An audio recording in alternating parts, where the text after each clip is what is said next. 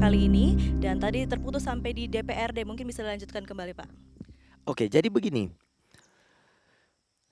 anggota dewan itu adalah perwakilan dari masyarakat. Ya. Ya. Anggota dewan ini harus membawa aspirasi masyarakat. Mm.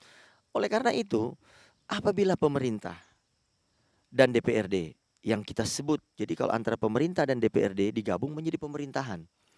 Makanya kita selalu menjabarkan bahwa dalam kita menjalankan pemerintahan itu artinya menjalankan koordinasi komunikasi yang baik antara pemerintah, Ya. bupati dan jajarannya bersama dengan DPRD, pimpinan DPRD dan seluruh anggota yang ada di dalamnya. Nah, representatif masyarakat melalui DPRD, anggota-anggota DPRD ini, kalau pemerintah bisa berkomunikasi dengan baik apa yang diinginkan oleh masyarakat, yang disalurkan dari aspirasi para anggota dewan itu bisa diakomodir oleh pemerintah, maka tentunya pemerintahan ini akan berjalan dengan baik dan tepat sasaran sesuai dengan aspirasi masyarakat. Oke. Tata kelola pemerintahannya akan seperti apa nantinya? Oke, jadi kalau tata kelola pemerintahan, tentu itu kita akan menerapkan good governance. Kita akan menempatkan the right man on the right place. Kita akan melakukan yang namanya uji kepatuhan, uji kelayakan. Oke. Ya, kalau saya di company sebutnya assessment. Jadi bukan karena dia keluarga atau apa. Jadi saya menekankan di sini ya, kalau Tuhan menghendaki kita menjadi pemimpin di Kabupaten Minahasa Utara, enggak ada kadis atau ini yang dipilih diangkat berdasarkan keakraban atau kekeluargaan. Itu enggak ada. Kalau yang mendukung Anda nantinya? Ya, kita akan assessment, kita akan uji kepatutan ya. Jadi kalau memang dia misalnya ya itu ada kaitan keluarga dengan kami, saya dengan Pak Kevin, tetapi dia memang memiliki kemampuan yang sesuai dengan bidangnya, kita enggak boleh menghalangi dia untuk menduduki itu. Jadi jangan sampai karena dia ada hubungannya keluarga atau bagaimana, tapi dia memiliki potensi kemudian kita redupkan. Itu juga tidak bagus. Berapa persen presentasinya untuk profesional dan juga kira-kira yang mendukung Anda di partai sendiri? Saya akan mengedepankan 100% profesional. 100% profesional. 100% profesional. Jadi kalaupun ada masukan-masukan dari partai, tetap uji kelayakan itu tetap kita kedepankan. Oke. Ya. Jadi kita akan mengakomodir semua stakeholder yang ada, karena partai yang mengusung saya dan Pak Kevin juga kan kita harus dengarkan aspirasinya mereka. Ya. Mungkin ada hal-hal yang mereka memberikan masukan kepada kami, tetap kita akan akomodir. Tetapi yang akan kita kedepankan, yang akan kita utamakan adalah assessment itu. Oke. Berarti semua yang saat ini bertugas dan juga tidak, semua akan melewati assessment ini sendiri. Betul, karena apa yang ada sekarang ini kan mereka ASN. Ya. ASN ini bupati, wakil bupati boleh berganti, mereka tetap.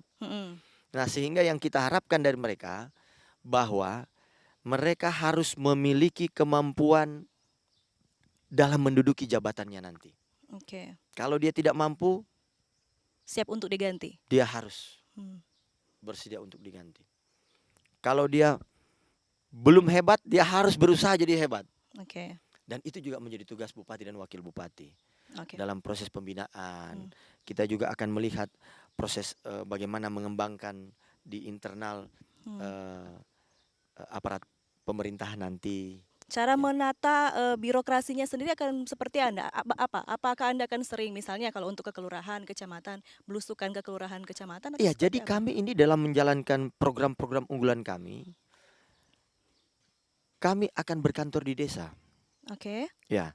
Jadi ya 125 desa yang ada di Kabupaten Minahasa Utara dan 6 kelurahan itu kita akan berkantor di sana bergantian. Itu sudah pasti Pak akan dilaksanakan? Sudah pasti. Kami berkomitmen untuk melaksanakan itu. Karena kami ingin melihat langsung.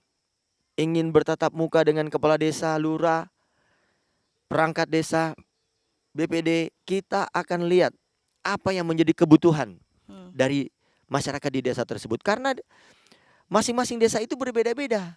Ya. Kalau di daerah kepulauan mereka lebih membutuhkan listrik, air. Kalau di sini mungkin infrastruktur lain. Nah, ada program kami untuk internet masuk desa. Nah, ini juga adalah salah satu cara kita harus masukkan dulu internet masuk desa, supaya kita bisa melaksanakan tata pemerintahan secara digital. Oke, Karena kalau tidak kan bupati kan harus ada di kantor tempat, untuk tanda tangan surat dan segala macam. Kita akan lakukan secara digital. Sehingga hmm. kita tidak perlu berada di kantor bupati. Kita Tapi bisa tidak berada takut di nanti akan ada yang menyalahgunakan begitu, Pak? tata pemerintahan dengan menggunakan digital itu ada parameter-parameternya. Hmm. Jadi sistem ini bukan hayalan, tetapi sudah dilaksanakan di banyak kabupaten kota yang ada di Indonesia ini. Oke. Seperti di Surabaya, seperti di Banyuwangi. Dan mereka itulah kader-kader PDI Perjuangan. Kader-kader yang sudah menunjukkan, saya sudah lihat sendiri Hmm. bagaimana mereka melaksanakan tata pemerintahan secara digital. Hmm.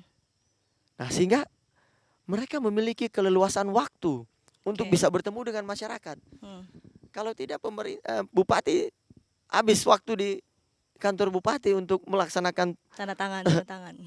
masalah administrasi. Ya. Sekarang itu sistemnya sudah pakai barcode. Kita lihat Hmm. aja sekarang kan, kalau kita cetak kartu keluarga kan nggak perlu lagi tanda tangan lurah Ya. atau kuntua. Oke. Bisa dengan print sendiri. Nah, itu kartu keluarga Hmm. yang memiliki legitimasi yang penting. Berarti dipastikan untuk proses-proses regulasi dalam perizinan-perizinan juga akan lebih Ia mudah. akan digital, Hmm. Akan akan digital. online. Oke, berarti akan lebih cepat begitu, Pak? Satu, lebih cepat, kedua bebas pungli. Nggak Hmm. ada pungli-pungli. Berapa ketika misalnya Anda terpilih nanti, berapa lama waktu yang diperlukan untuk mengatur hal ini? Saya menargetkan 1 tahun. 1 tahun. Ya, karena begini, apa yang kita lihat sekarang ini memang begitu banyak yang harus kita perbaiki. Hmm. Saya selama ini juga tidak, siapapun bupatinya yang sebelumnya besar kecilnya memiliki peranan, Hmm. memiliki kontribusi dalam membangun Kabupaten Minahasa Utara ini. Dan tentunya kita harus menghormati dan menghargai. Oke. Bupati-bupati sebelumnya harus kita hargai dan kita hormati. Hmm. Era sekarang ini perkembangan begitu cepat. Kalau kita tidak cepat melakukan perubahan-perubahan, maka kita akan tertinggal. Oke. Berkaitan dengan tata kelola keuangan, akan ada e-budgeting atau seperti apa? Kita Ya. akan bahas setelah yang satu ini, tetap di Torang Pe Figure.